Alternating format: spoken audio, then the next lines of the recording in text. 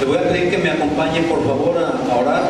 Señor, te damos gracias por este momento, Señor, que tú nos has obsequiado, donde podemos estar aquí reunidos en libertad, Señor, con la plena confianza de que tu Espíritu Santo, Señor, está aquí en medio de nosotros.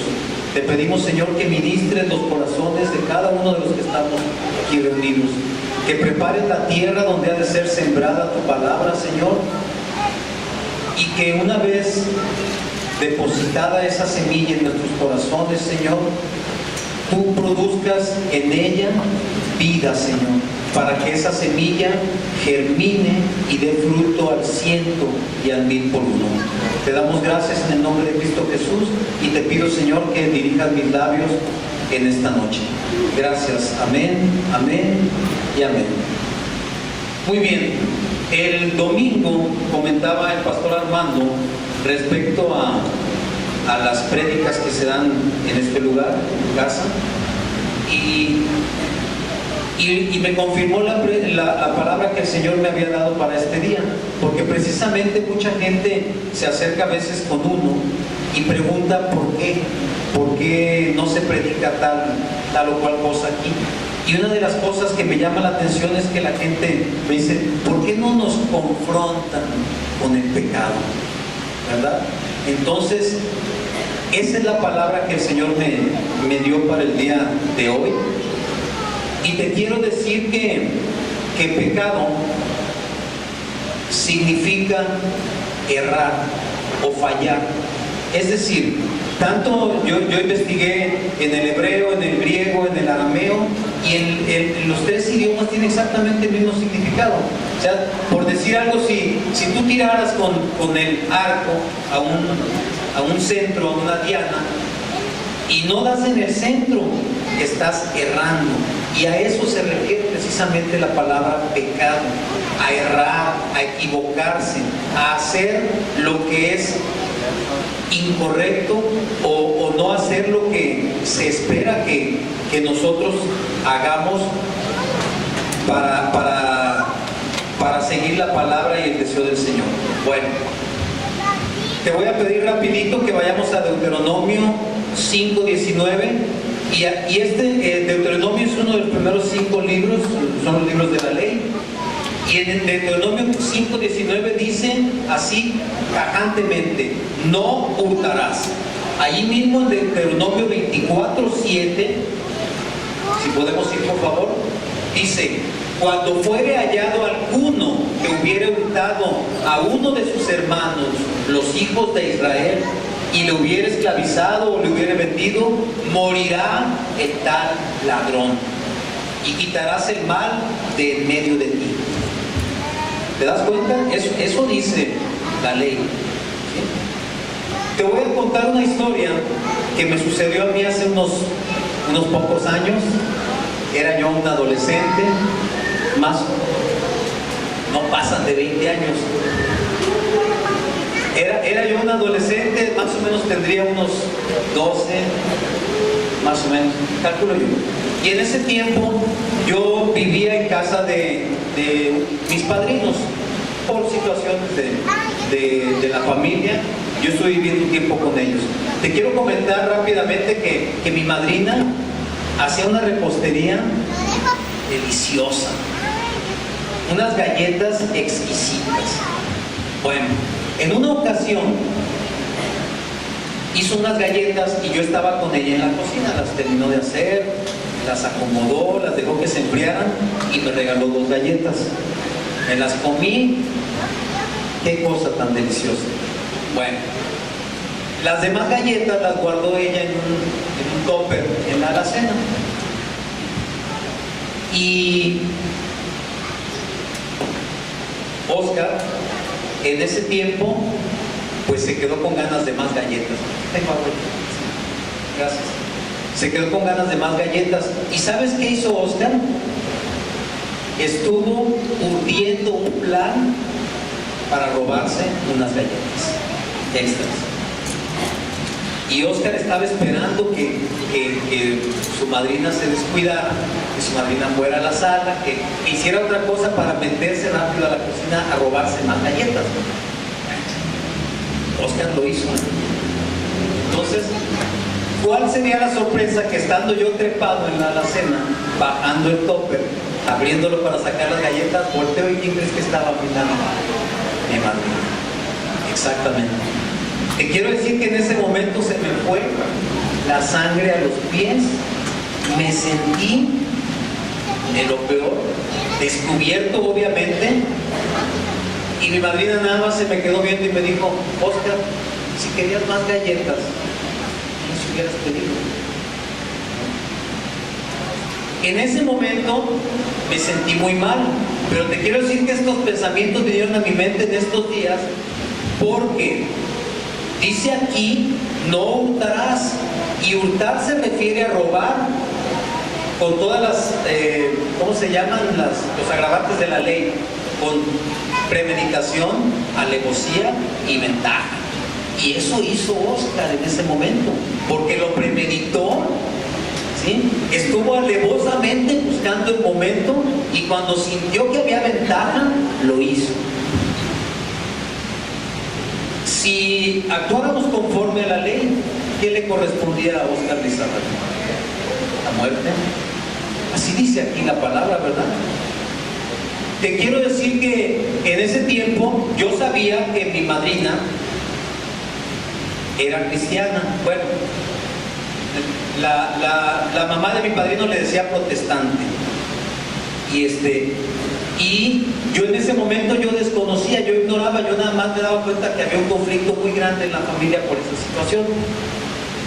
Y yo no lo entendí en ese momento, pero ahora entiendo que seguramente gracias a que ella era cristiana, su reacción para ese muchacho fue esa: me hubieras pedido, yo te doy más. Bueno, así quedó. Ok. Cuando el Señor me empieza a hablar de esto, me lleva a Juan 8, y vamos a leer del 1 al 11, por favor. Es una historia que todo el mundo conoce. ¿Sí la han escuchado? Habla sobre la mujer adúltera que le fue llevada a Jesús. ¿Sí la recuerdan toda la historia? Muy bien, dice aquí: y Jesús fue al monte de los olivos, y por la mañana volvió al templo, y todo el pueblo vino a él, y sentado él les enseñaba. Entonces los escribas y los fariseos le trajeron una mujer sorprendida en adulterio, y poniéndola en medio le dijeron: Maestro, esta mujer ha sido sorprendida en el acto mismo de adulterio, y en la ley nos mandó Moisés apedrear a tales mujeres. Tú pues, ¿qué dices? Mas esto decían tentándole para poder acusarle. Pero Jesús, inclinado hacia el suelo, escribía en tierra con el dedo. Y como insistieran en preguntarle, se enderezó y les dijo: el que de vosotros esté sin pecado, sea el primero en arrojar la piedra contra ella. Hasta ahí permito, ¿sí? Ahorita le seguimos. No pierdan esto, vamos a leerlo todo, ¿eh? Fíjate bien. En primer lugar, dice aquí que todo el pueblo había acudido a escuchar a Jesús enseñar. Es decir, que los que llevaron a esta mujer, pudiéramos decir que o no eran del pueblo, o quiénes eran. Bueno, aquí nos dice que eran fariseos y escribas. Y cuando habla de fariseos y escribas, el Señor nos está diciendo que se trataba de personas religiosas, y los escribas están representando a la ley. Es decir, el pueblo de Dios estaba reunido escuchando al maestro, pero esta parte de personas estaban urdiendo un plan en contra del Señor para hacerlo quedar mal delante de su pueblo. Bueno, cuando estaba leyendo esto, me llevó también el Señor a, este no lo pongas, lo voy a mencionar nada más, al segundo libro de Samuel, en el capítulo 12, versículo 13, ese capítulo nos habla acerca de Betsabé y David, ¿sí? Y de cómo David urdió un plan para quedarse con la mujer de Urías. Bueno, cuando Natán confronta a David, le habla acerca de un hombre que se roba una oveja de un hombre pobre y la mata y luego se la da para que coman de ella. Y entonces cuando le platica esta historia, le pregunta a Natán, que era el profeta de David, le dice: ¿tú qué piensas que debería recibir este hombre como castigo? ¿Y cuál crees que fue la reacción de David? David dijo: muera, merece la muerte. Cuando Natán le dice: pues ese hombre eres tú, ¿cómo crees que se sintió David? Haber pensado, bueno, en ese caso vamos replanteándolo, ¿verdad? Como que es muy fácil que yo acuse, pero si yo soy el acusado, como que ya la cosa cambia, ¿verdad?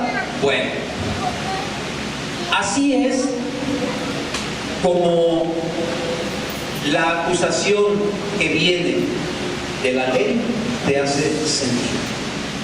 Y fíjate bien, aquí este capítulo que leímos en Juan 8 nos habla de que había un grupo de acusadores. Esos acusadores iban dispuestos a apedrear a esta mujer porque la ley decía que debía morir porque fue sorprendida en adulterio. Y ellos nada más estaban esperando que el Señor dijera: pues si así dice la ley, pues a darle, ¿verdad? Suelten las pedradas. Pero nunca se esperaron que el Señor les dijera: el que esté libre de pecado, arroje la primera piedra. Y que literalmente los ignorara, porque él siguió haciendo lo que estaba haciendo. Estos acusadores, te quiero decir que cuando tú llegas o eres presentado o se da la situación de que tú llegas a los pies del Señor y te enfrentas o te confrontas con el Señor mismo, que quedas expuesto frente al Señor con todos tus problemas, con todos tus errores, con todas tus equivocaciones, hay un grupo de acusadores que te están queriendo tirar esa piedra. ¿Y sabes qué entendí yo, o quiénes entendí yo que eran estos acusadores? Te lo voy a decir. Estos acusadores se llaman ansiedad, culpabilidad, vergüenza, soledad, depresión, remordimiento. Conste que dije remordimiento, no dije arrepentimiento, no es lo mismo. Insatisfacción, envidia, incapacidad, pereza, negligencia, falta de compromiso, ira, soberbia, avaricia. Todos esos que te estoy diciendo, o todas esas cosas que te mencioné, son los acusadores que están queriendo lincharte. Están queriendo aprovechar la ocasión para que, conforme a la ley, mueras, como dice allí, ¿verdad? Porque la ley dice: muera irremisiblemente. Todo aquel que viole o que transgreda la ley tiene que morir. Bueno, cuando el Señor les dice: el que esté libre de pecado, ¿por qué crees tú que esos acusadores se empezaron a retirar? Porque esos acusadores, los mismos que te acabo de mencionar ahorita, esa vergüenza, esa culpabilidad, esa ansiedad, esa depresión, por sí mismos están hechos pecados, o sea, son pecados. Entonces, por cuanto son pecados, o sea, no están libres de pecado. Ellos no pueden definitivamente lanzarte esa piedra, no pueden atacarte, no pueden darte la muerte que ellos quisieran que tú tuvieras. No pueden. Y su única reacción, su única a lo que finalmente van a terminar es dando media vuelta y retirándose. Y entonces sí, así como a la mujer adúltera, seguimos con Juan 8:8, por favor. Así como a la mujer adúltera, después dice, inclinándose de nuevo hacia el suelo, siguió escribiendo en tierra. 9, por favor. Pero ellos, al oír esto, acusados por su conciencia, salían uno a uno, comenzando desde los más viejos hasta los postreros. Y quedó solo Jesús y la mujer que estaba en medio. Fíjate cómo dice aquí que se fueron yendo primero los más viejos. Porque cuando el Señor enfrenta a esos acusadores tuyos, los primeros que se van son los más viejos que hay en tu corazón. Si tú vienes arrastrando problemas de depresión de tu infancia, se van rápido. Si tú vienes arrastrando insatisfacción con la vida, se van. Pero dice aquí que los últimos en irse fueron los postreros, es decir, los más recientes. ¿Cuáles son los más recientes? Eso que te acaba de pasar hace poco. Eso que acabas de vivir hace poco. Ese error o esos pecados que acabas de pasar hace poco tiempo son los primeros que brincan. Y son los últimos en irse. Porque están muy recientes, están todavía muy vivos, muy frescos en tu mente y se resisten a irse. Pero luego entonces dice, enderezándose Jesús y no viendo a nadie sino a la mujer, le dijo, mujer, ¿dónde están los que te acusaban? Ninguno te condenó, hasta ahí, permíteme, hasta el 10. En este momento, en esta posición en que está la mujer frente a Jesús, es en la posición donde yo entendí que tú eres confrontado directamente. Porque en ese momento estás tú solo frente a Jesús, frente a tu Creador, frente al Creador del universo, frente al único que pudiera acusarte y condenarte. Y en ese momento estás tú solo. Ya no hay más acusadores. Pero queda uno. ¿Sabes quién es ese acusador?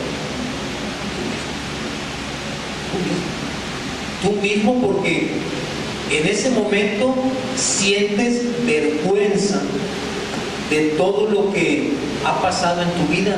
No hay nadie que te acuse ya, pero la vergüenza que hay en ti te acusa a ti directamente contra Jesús. Y entonces Jesús voltea y le dice, ¿ninguno te condenó? Bueno, cuando esto pasó,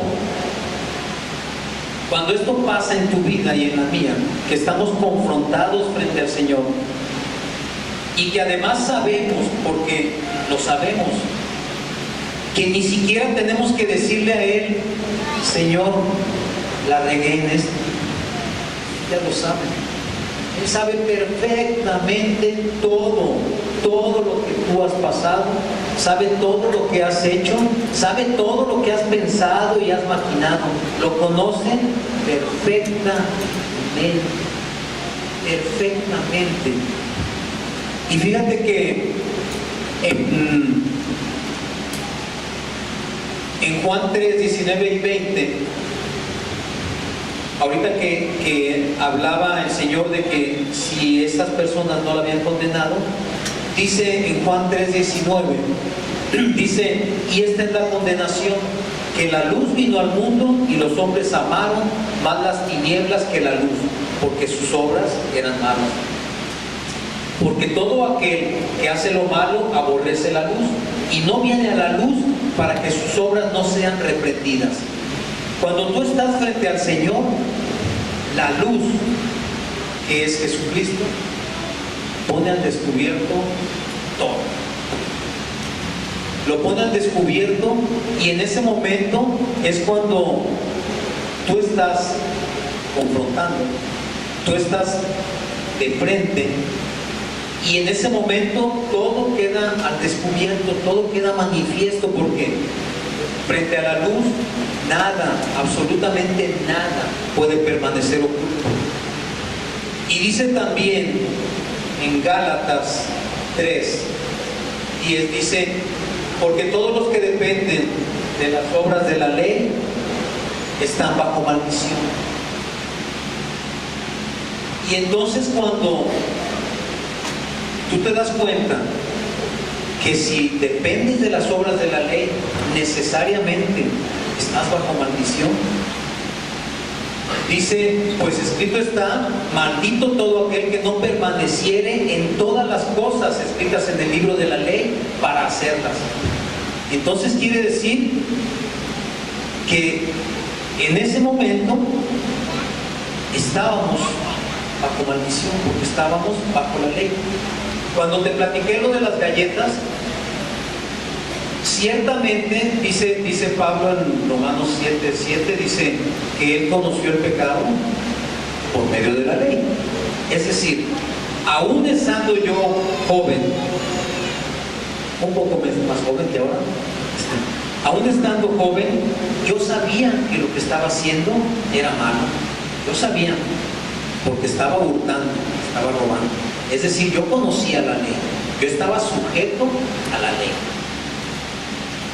Y entonces, cuando yo transgredí ese mandamiento, lo hice en conciencia. A pesar de mi juventud, yo sabía lo que estaba haciendo, porque lo sabes, te lo han enseñado. No debes hacer esto, no debes hacer aquello, no debes portarte mal, no debes levantarle la voz a tus padres. Te dicen todo lo que no debes hacer, pero nadie te dice lo que sí debes hacer. Te dicen todo lo que no puedes, pero no te dicen todo lo que sí debes hacer. Bueno, ahí mismo en Gálatas 10, pero en el versículo 13 dice: Cristo nos redimió de la maldición de la ley, hecho por nosotros maldición. Quiere decir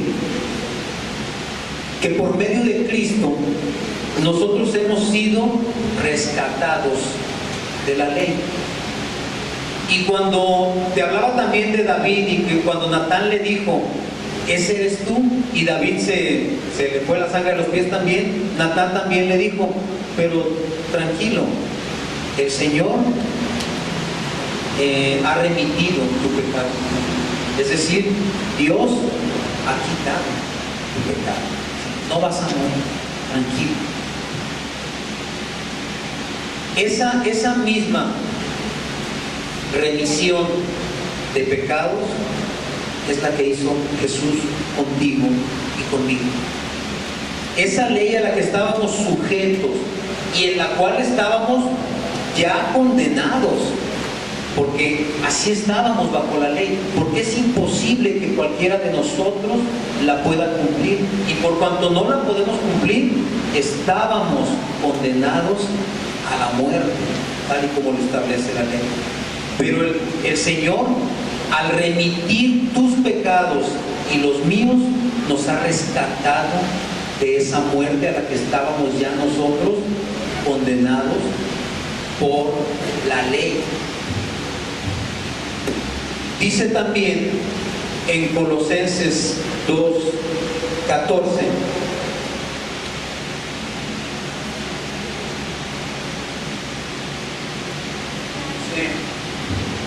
está hablando de Jesús. Bueno, en el 13 dice: y a vosotros, o sea, a todos nosotros, estando muertos en pecados y en la incircuncisión de vuestra carne, os dio vida eterna juntamente con Él, perdonándonos todos los pecados. Y en el 14 dice: anulando el acta de los decretos que había contra nosotros, que nos era contraria, quitándola de en medio y clavándola en la cruz. Hace unos minutos estábamos cantando, declarando para el Señor: llévame a la cruz. ¿Sí se acuerdan? ¿Y qué decía la alabanza? Ahí está tu amor, ¿verdad? Y luego dice más adelante: líbrame de mí, pertenezco a ti. Cuando tú estás declarando, líbrame de mí, le estás diciendo al Señor, líbrame de este acusador que soy yo mismo. Llévame a la cruz porque allí está tu amor. Y el amor es la perfección de la ley. Porque el amor es Dios. Y la ley de Dios es santa, es pura y es perfecta. Y eso solamente es por medio del amor de Jesucristo por todos nosotros. Que por ese amor hemos sido librados de esta condena de muerte donde ya estábamos nosotros allí. Y esa acta que era contraria, dice aquí que la quitó y la clavó en la cruz. Allí se quedó clavada. Allí está clavada. Esa acta ya no es válida para ti y para mí. Entonces, cuando yo entendí que la confrontación del pecado, diferente a la ley, y que ahora se llama gracia, cuando la gracia del Señor opera en ti, es entonces que ese pecado no lo tienes que confrontar tú directamente, porque el Señor ya lo quitó de tu vida, ya no está más, ya eres libre de ese pecado. Es muy difícil a veces entenderlo, te voy a decir por qué. Vamos a poner el último versículo de Juan 8, el 11, por favor. Aquí vamos a entender por qué. Cuando el Señor ya le preguntó, ¿dónde están los que te acusaban? Nadie te condenó. Ella dijo, ninguno, Señor. Entonces Jesús le dijo, bueno, te vas a ir caminando 2 días hasta el templo que está en Jerusalén, vas a entrar de rodillas desde el atrio, vas a llegar, vas a estar 3 horas orando y quiero que hagas 4 días de ayuno. ¿Sí? ¿O leí mal? ¿Leí mal? Sí, ¿verdad? ¿Qué le dijo el Señor a esta mujer? Entonces Jesús le dijo, ni yo te condeno, vete y no peques más. ¿Por qué? Porque nadie te condenó y el acusador principal, que eras tú, tampoco te va a condenar. Porque ese acusador, quiero decirte que se llama ego y se llama soberbia. Y si pudiéramos entender que la soberbia es, yo considero que uno de los pecados más graves, porque esa soberbia no te deja a ti entender que Dios puede hacerlo todo, que Jesús quitó todos tus pecados, todos, que no vale, es que no me conoces, es que yo en verdad, yo soy bien malo, de veras, no hay nadie más malo que yo. Eso es soberbia, porque sobre el amor de Dios no hay nada. Esa soberbia es la que no te permite creer que has sido perdonado, que has sido salvo y que ahora esa ley ya no opera en ti ni para ti. ¿Cómo andamos de tiempo? ¿Bien? ¿Me falta hoy? Ok, ya casi termino, ¿eh?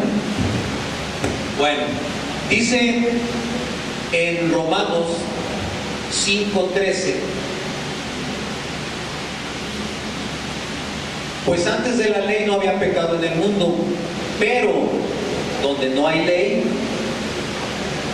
antes de la ley había pecado en el mundo, perdón, pero donde no hay ley no se inculpa de pecado. ¿Te queda claro esto? Fíjate bien lo que dice. En Romanos 7, 6 y 7 se los voy a leer, no lo pongas. Dice, pero ahora estamos libres de la ley por haber muerto para aquella en que estábamos sujetos, de modo que sirvamos bajo el régimen nuevo del Espíritu y no bajo el régimen viejo de la ley.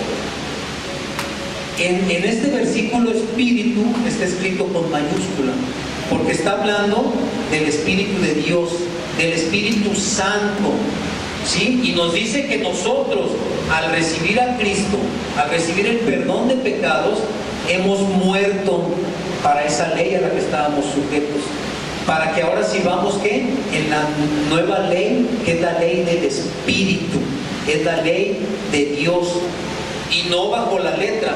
Un versículo antes dice que esto es con el fin de que llevemos ahora fruto para Dios.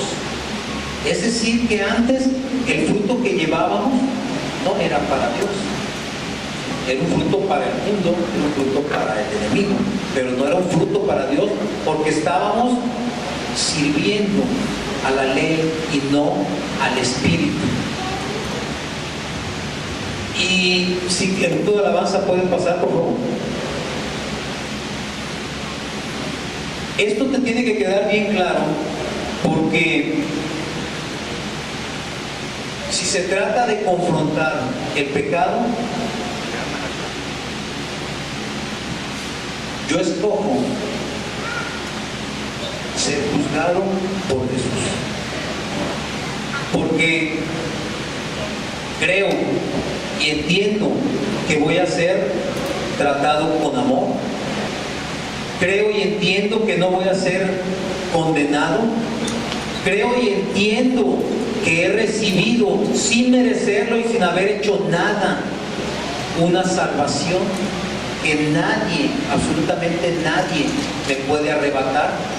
Y esto que te digo que yo creo, necesitas creerlo tú en tu corazón, porque esto es verdad. Esto no es retórica, esto no son palabras de hombre, esto es palabra de Dios. Porque nosotros hemos recibido ese regalo de gracia sin merecerlo. Y si te queda alguna duda, quiero que terminemos con este versículo, Juan 1:29.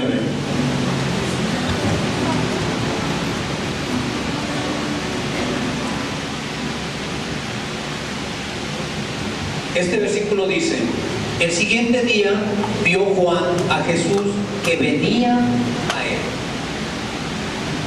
Quiero que le pongas tu nombre y digas: el día de hoy vi yo, pon tu nombre, Oscar, que Jesús venía o que viene a mí.